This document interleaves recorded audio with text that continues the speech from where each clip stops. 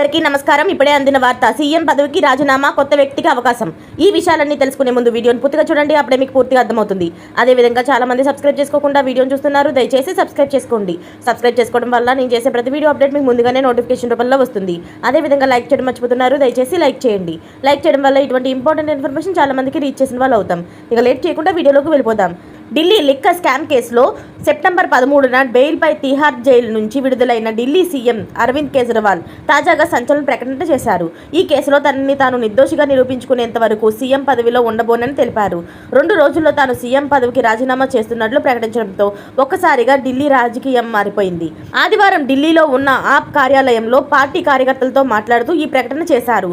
CM పదవికి తాను రాజీనామా చేశాక నవంబర్లో మహారాష్ట్రతో పాటు ఢిల్లీలో కూడా మళ్లీ ఎన్నికలు నిర్వహించాలన్నారు. తనపై వచ్చిన ఆరోపణలను అబద్ధమని నిరూపించుకునేందుకు అగ్ని పరీక్షకు సైతం సిద్ధంగా ఉన్నట్లు కేజ్రీవాల్ పేర్కొన్నారు.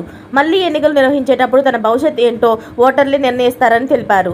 మళ్లీ ప్రజల మధ్యలోకి వెళ్తానని, ప్రతి వీధికి ప్రతి ఇంటికి తిరుగుతానని, తాను నిర్దోషిని అనుకుంటే ప్రజలు ఓట్లు వేస్తారని, ఆమ్ ఆద్మీ పార్టీ కష్టాల్లో ఉన్నప్పుడు ఆ దేవుడే తనను ముందుకు నడిపించుతున్నారని, దైవం ఇచ్చిన ధైర్యంతోనే శత్రువులతో పోరాడతామని తెలిపారు. ప్రస్తుతం జైలును ఉన్న ఆప్ నేతలు సత్యేందర్ జైన్ అలాగే అమాన్తుల్లా ఖాన్ త్వరలోనే బయటకు వస్తారని ఆశిస్తున్నారని పేర్కొన్నారు. 6 నెలల తర్వాత జైలు నుంచి విడుదలైన కేజ్రీవాల్ తాజాగా రాజీనామాపై ప్రకటన చేయడం హాట్ టాపిక్గా మారింది. ఇలాంటి లేటెస్ట్ అప్డేట్స్ అన్ని మీరు ముందుగా పొందాలి అనుకుంటే ఛానల్ సబ్స్క్రైబ్ చేసుకోండి. అలాగే పక్కనే ఉన్న గంట సింబల్ని క్లిక్ చేయడం మర్చిపోకండి. Thanks for watching friends.